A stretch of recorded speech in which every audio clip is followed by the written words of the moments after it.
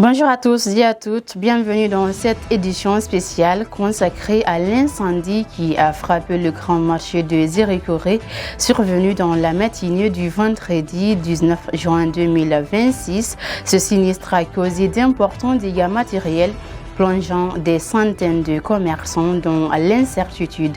Retour sur les faits, les causes encore inconnues de l'incendie, les témoignages des victimes, les conséquences économiques et les dispositifs sécuritaires. Nous retrouverons en direct notre envoyé spécial, c'est dans un instant.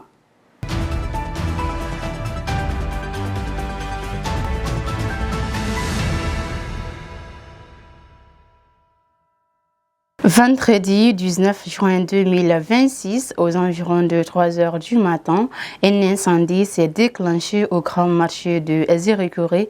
Si aucune perte en vie humaine n'est à déplorer, les dégâts matériels sont considérables. Notre rédaction s'est rendue sur les lieux pour retracer le déroulement des faits. Reportage signé Mamadou Lamarana Baldé et Bazi Grovogui. Des magasins consumés et des débris de toutes sortes. Voilà le visage qu'offre aujourd'hui une partie du grand marché de Zérékoré. En quelques heures, les flammes ont réduit en cendres plusieurs commerces. Ici, sans mots, je n'ai rien à dire parce que ça m'a dépassé.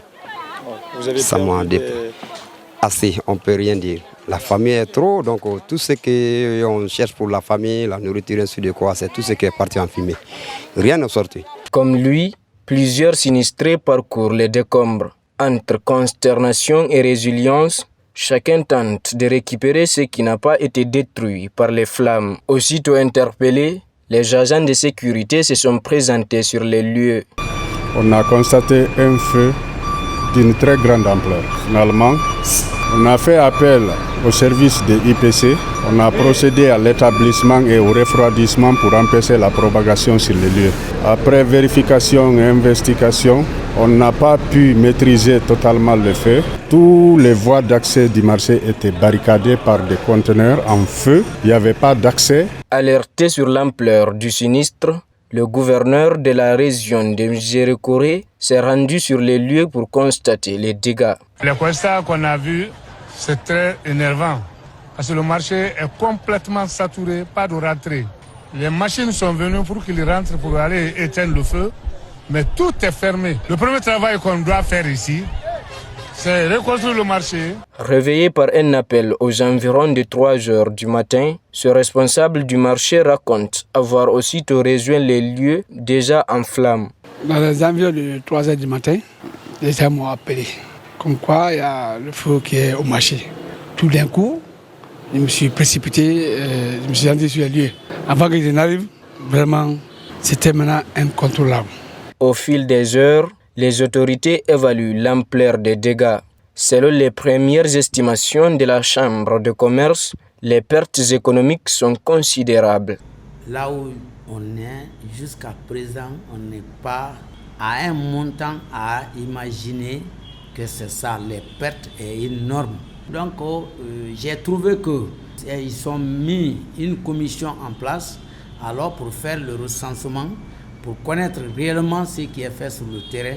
À ce stade, les regards sont tournés vers l'Agence nationale de gestion des urgences et catastrophes humanitaires pour le bilan officiel de l'incendie à l'issue des opérations de recensement des victimes et d'évaluation des dégâts. Les circonstances exactes de l'incendie restent inconnues alors que les enquêteurs poursuivent leurs investigations. Plusieurs hypothèses circulent, notamment un court-circuit ou un acte criminel. Les précisions, c'est dans cet élément signé Abdurrahman Bari. Une semaine s'est écoulée et le marché central de Zérékoré continue à dégager de la fumée à la suite du violent incendie qui a ravagé une partie de ses étals.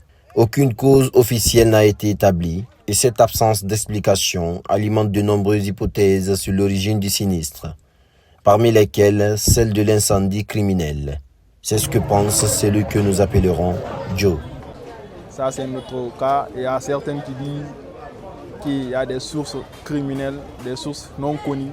Il ne peut rien vous confirmer de tout cela. Autre hypothèse, le court-circuit.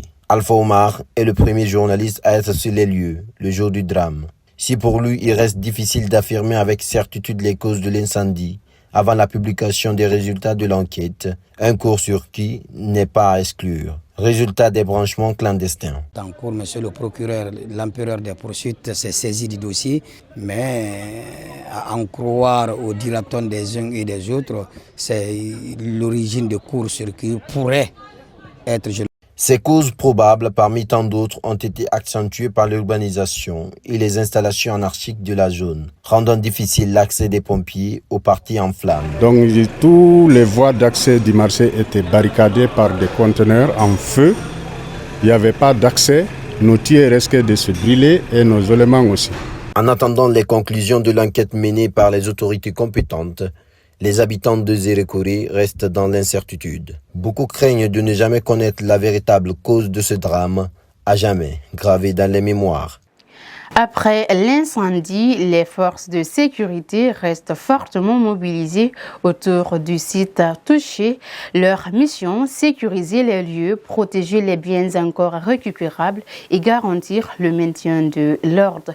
Nous retrouvons en direct notre envoyé spécial, Lansana Kamara. Bonjour Lansana, quel est le dispositif sécuritaire sur le lieu?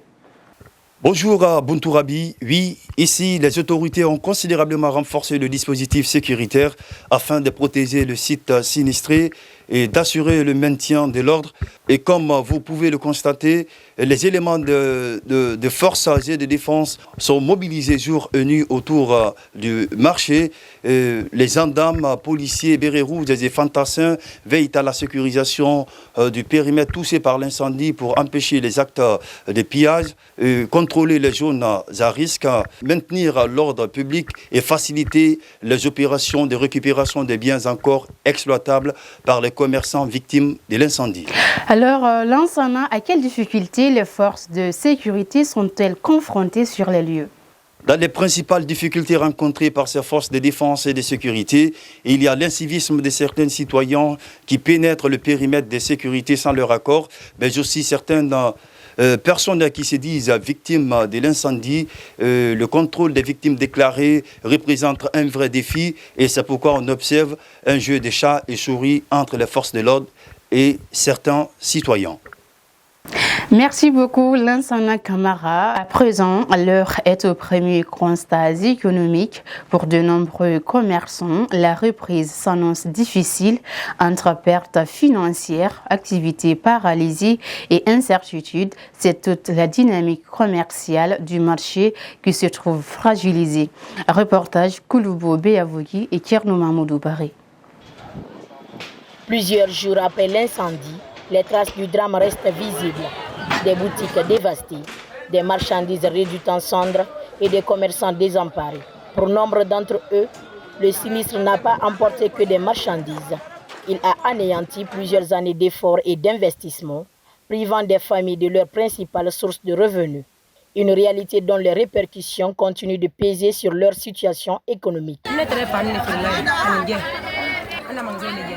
Nous souffrons. Nous sommes tous des responsables de famille. Je ne peux pas estimer la valeur de mes marchandises parce que nous achetons des colis pendant que les autres marchandises ne sont pas encore finies. Et l'argent que j'ai donné à ma copine pour acheter des colis, le feu a tout consumé. J'ai fini de manger tous mes revenus de poisson. Aujourd'hui, je ne peux avoir qu'un seul carton de poisson. La disparition de plusieurs points de vente commence déjà à se faire sentir sur les prix. Certains produits se vendent désormais plus cher, obligeant les consommateurs à revoir leurs habitudes. En tant que cliente, ça a vraiment changé. La dépense a vraiment changé. Puisque je venais trouver au moins l'huile rouge à 8 000. Aujourd'hui, nous sommes à 12 000. Tout le prix a changé. Économiquement, ça agit sur nous. Les témoignages des acteurs du marché traduisent déjà les premiers effets de ce sinistre. Pour mieux comprendre ses conséquences économiques, un économiste en livre son analyse et propose des pistes de solutions. L'incendie a causé des dégâts très énormes. Il y a eu la perte du capital des commerçants. Ça, c'est une perte qui se chiffre en milliards de francs. Il y a eu la baisse d'activité commerciale dans la ville de Zérékoré. À court et à moyen terme, l'incendie va entraîner le chômage tant bien des commerçants, mais aussi des employés qui étaient à leur charge. Il y a eu la hausse des prix de certains produits en raison des perturbations d'approvisionnement. Il y a la diminution des recettes non seulement de l'État, mais aussi de la commune de Zérékoré. Les flammes sont éteintes, mais leurs conséquences continuent de peser sur les commerçants, les consommateurs et l'activité économique. Une réalité qui rappelle qu'un incendie de marché ne détruit pas seulement des biens, il fragilise aussi tout un écosystème économique. Ils ont tout perdu dans cet incendie. Parmi les victimes figure Adama Keïta, commerçant depuis une dizaine d'années.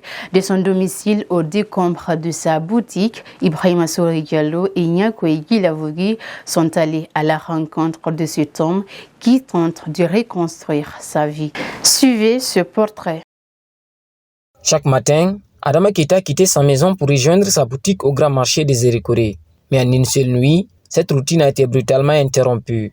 Un incendie violent a ravagé son commerce en emportant avec lui toutes ses marchandises.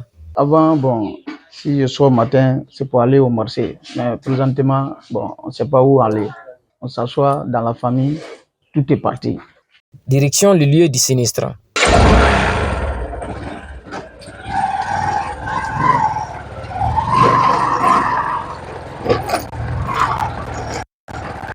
Autrefois, ce chemin le conduisait vers son gagne-pain.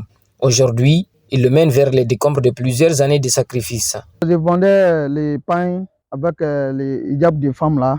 Voilà ça qui est là, tout est brûlé. Les pains là même là, on voit même pas les morceaux de ça. Parce que voilà les conteneurs qui sont pliés ici. J'ai perdu beaucoup de marchandises et l'argent espèce qui était là. Mon calcul était 14 500 000. Malgré l'ampleur de cette perte, Adama Keïta refuse de céder au découragement. Il garde la foi et s'en remet à Dieu. C'est Dieu qui va faire que je n'ai qu'à me reprendre après. Je ne dis pas c'est tel qui a fait ça, c'est Dieu même qui a fait ça. Tout ce que Dieu fait est bon. Privé de son activité, il survit aujourd'hui grâce au soutien de ses proches et de ses connaissances. C'est grâce à mes amis, parce qu'il y a mes amis qui sont à Abidjan, il y a d'autres aussi qui sont ici, ils m'envoient l'argent. Comme Adama Keïta, des centaines de commerçants attendent encore de pouvoir reprendre leurs activités. Pour finir, place aux réactions. À Zérékoré, les habitants n'ont pas caché leurs émotions face à ce drame. Beaucoup appellent les autorités à accompagner les victimes afin de favoriser une reprise rapide des activités. Aïssatou Kamara et Djebi Kourman ont recueilli leurs réactions. Vraiment, c'est très déplorable. Et c'est très peinant parce qu'il faut qu'on tende la main au gouvernement pour venir au secours de ces victimes-là. Parce que économiquement, Zérékoré a perdu. Les victimes n'ont qu'à se patienter et laisser le gouvernement faire son travail. Je solliciterais que les autorités nous aident à reconstruire de façon très dynamique, qu'ils aient au moins le passage au marché.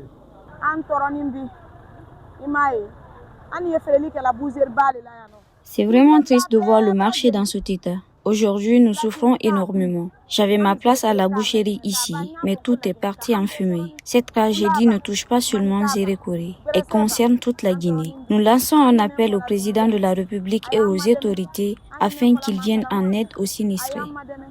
Je sais que nous avons un gouvernement responsable. Je sais qu'ils ne resteront pas bras croisés parce qu'il faut vraiment qu'on vienne en aide à ces citoyens, à ces populations pour qu'elles puissent redémarrer leur business, pour pouvoir nourrir leur famille. C'est la fin de cette édition spéciale consacrée à l'incendie du grand marché de Zérékoré réalisé par les étudiants de la 17e promotion de l'ISIC de Kountia. Merci de l'avoir suivi. Que Dieu protège et bénisse Zérékoré.